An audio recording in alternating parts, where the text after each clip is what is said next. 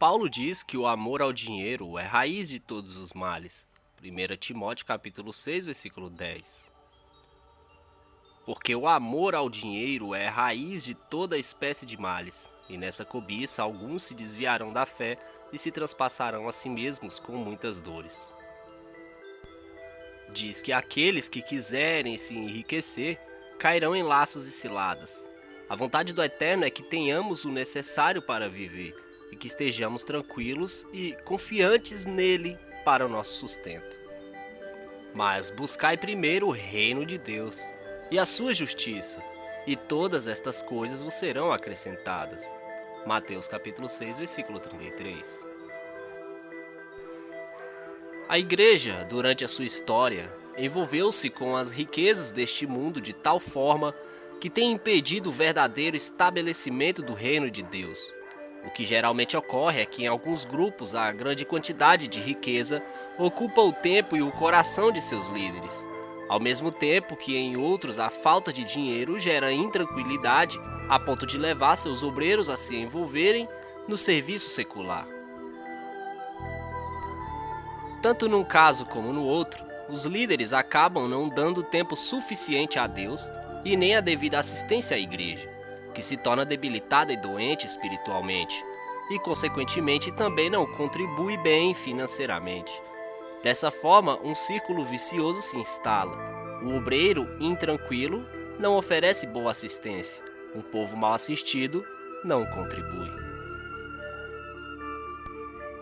Obviamente, não temos pretensão de esgotar o assunto que é extenso, mas queremos abordar algumas questões fundamentais, sem medo de tocar naquilo que está abaixo da superfície.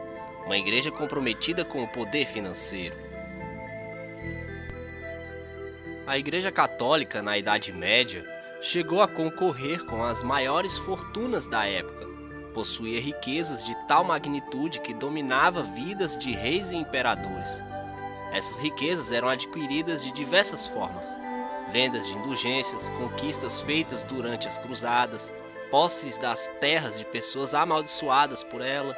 Isso seria mais comum do que se pensa. As grandes catedrais construídas a partir do século XI vieram de uma crença que situava a presença de Deus nos edifícios. Deus estava nos grandes templos e quem ajudasse a construir acumulava certos créditos diante dele, pois estavam construindo a casa de Deus. Os sacerdotes se colocaram como representantes de Deus na terra, e isso ao ponto de ter poder de vida e morte sobre as pessoas.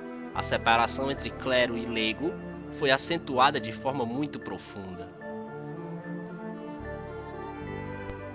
E a semente perversa continua.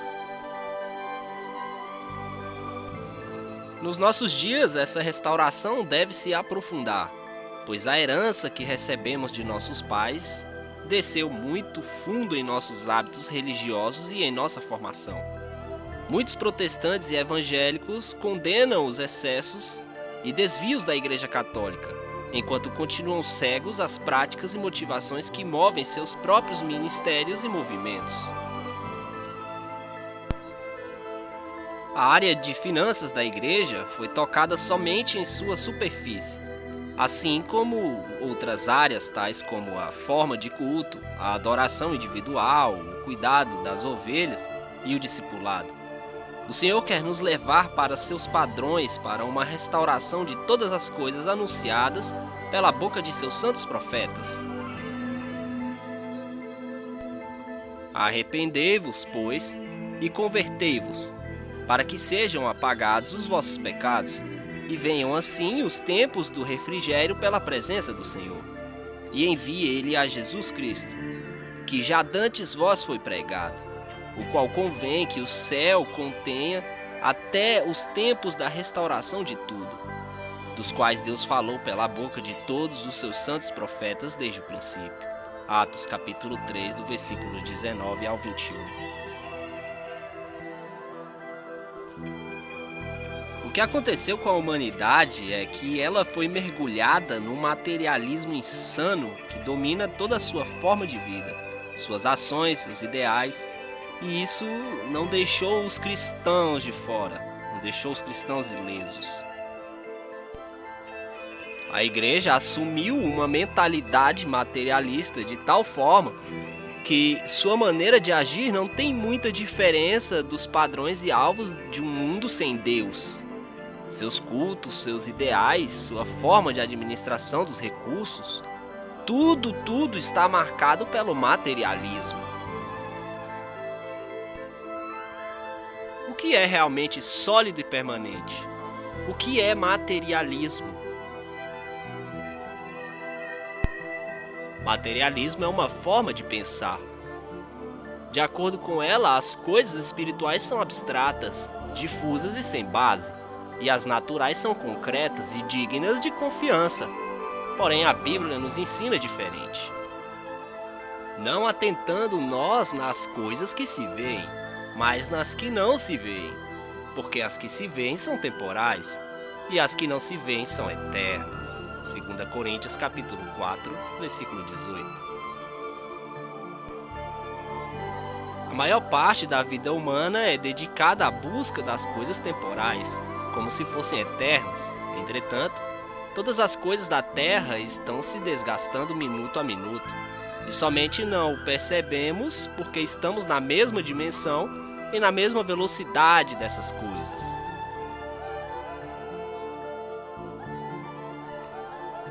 Se pudéssemos aumentar a velocidade como se faz com os filmes, poderíamos ver as coisas que valorizamos apodrecerem e se tornarem pó. Essas coisas são, por causa disso, abstratas no contexto espiritual e eterno, e não podemos nos basear nelas por serem de tão pouca duração. Já na eternidade, as coisas relacionadas a elas são concretas, por sua duração e confiabilidade. Ora, o que é da eternidade, então é eterno. O materialismo invadiu a vida da igreja e até sua doutrina e expectativa escatológica, pois a visão da eternidade futura está carregada de cobiça material.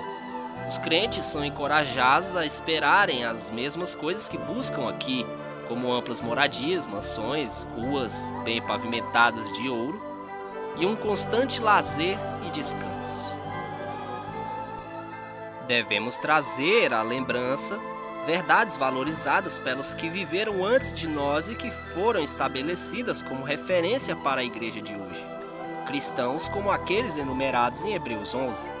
Homens e mulheres que descobriram riquezas espirituais em Deus e que, por causa dessa descoberta, desprezaram as coisas desse mundo. O que buscamos, afinal? Hoje, muitos buscam na igreja a solução de problemas terrenos e lutam pelo pão que perece, sem experimentar o contentamento por ter o que comer, o que beber e o que vestir.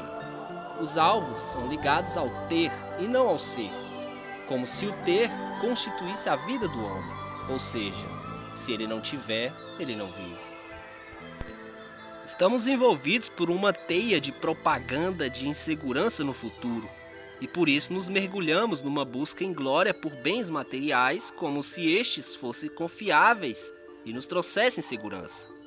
A proposta do Senhor para nós é que, pelo fato de não sabermos o que nos espera, devemos lançar nosso pão sobre as águas e então depois de muitos dias o recolheremos. Eclesiásticos 11, versículo 1. Isso nos mostra que a forma de Deus agir é completamente diferente do pensamento do homem.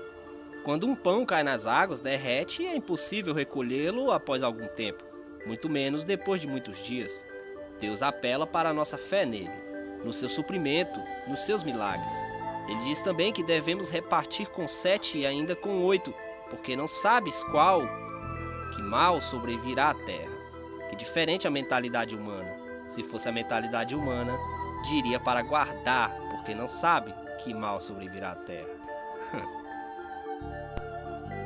O povo cristão está sendo enganado em grande parte por um evangelho que anuncia boas coisas e não boas novas. Anuncia a busca da satisfação do coração sem levar a experimentar o poder transformador da cruz de Cristo. Modelo de Cristo ou modelo de empresas? Os modelos de igreja hoje, em grande parte, são diferentes da igreja do livro dos Atos. O povo era ensinado a dar generosamente, servindo aos necessitados. Hoje o ensino é que ser rico é sinal de bênção de Deus e ser pobre é sinal de maldição. De acordo com os padrões atuais, o próprio Jesus teria dificuldade em ser pastor em algumas igrejas. O atual padrão de sucesso no ministério é estabelecido por 3 fatores: número de crentes, construção de prédios e saldo bancário. Quando um pastor tem um grupo pequeno e faz esse grupo crescer, ele é considerado relativamente bem-sucedido. Se construir novos prédios, é um realizador. Se faz o saldo bancário subir, é um bom administrador.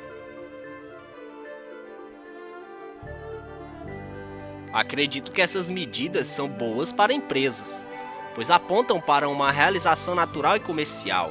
Se a empresa aumenta seu número de empregados, seus lucros e seu patrimônio, então podemos dizer que é uma empresa bem-sucedida.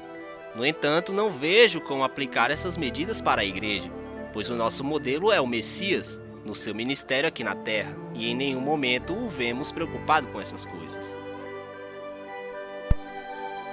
Quantos seguidores o mestre tinha? Não podemos contar na hora da distribuição dos pães.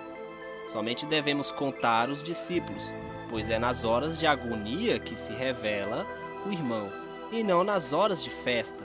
Na cruz estava somente um discípulo. Como eram as finanças do mestre? Ele nasceu em um lugar que não era seu, tinha uma profissão bem simples e usou um jumento emprestado na sua entrada em Jerusalém.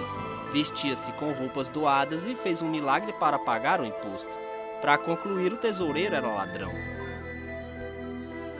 Quantos templos o Messias edificou? Quando foi levado por seus seguidores para que pudesse admirar as construções do templo, falou em derrubar. Se ele se apresentasse em alguma denominação com o intuito de se tornar pastor, certamente seria rejeitado. Definitivamente, seu padrão não condiz com alguns modelos de igreja que temos hoje. Precisamos acordar. Precisamos transformar-nos pela evolução do nosso entendimento, sob pena de ter as nossas obras rejeitadas pelo Senhor por completa incompatibilidade entre seus ensinos e o que nós estamos fazendo. O Senhor somente vai encher de glória o que for construído segundo os ensinos dele. A sua presença somente vai ocupar aquilo que estiver de acordo com o modelo que ele apresentou, e não segundo os projetos que se parecem com a gente. Lucas capítulo 4, versículos do 5 ao 8. E o diabo, levando-o a um alto monte, mostrou-lhe no momento de tempo todos os reinos do mundo. E disse-lhe o diabo: dar-te-ei a ti todo este poder e a sua glória, porque a mim me foi entregue, e dou a quem quero. Portanto, se tu me adorares, tudo será teu. E Jesus, respondendo, disse-lhe: vai-te para trás de mim, Satanás, porque está escrito: adorarás o Senhor teu Deus, e só a ele servirás. Sabe por que os templos e denominações religiosas te afastam de Cristo? Porque te fazem desejar tudo o que Cristo rejeitou naquele deserto. Espero que esse vídeo possa te ajudar de alguma maneira, possa abrir os seus olhos e te mostrar que mais vale o espiritual, que está além dessa terra, do que as coisas dela. Que o Criador abençoe sua vida grandiosamente e até o próximo vídeo, se assim o nosso Criador nos permitir. Até lá.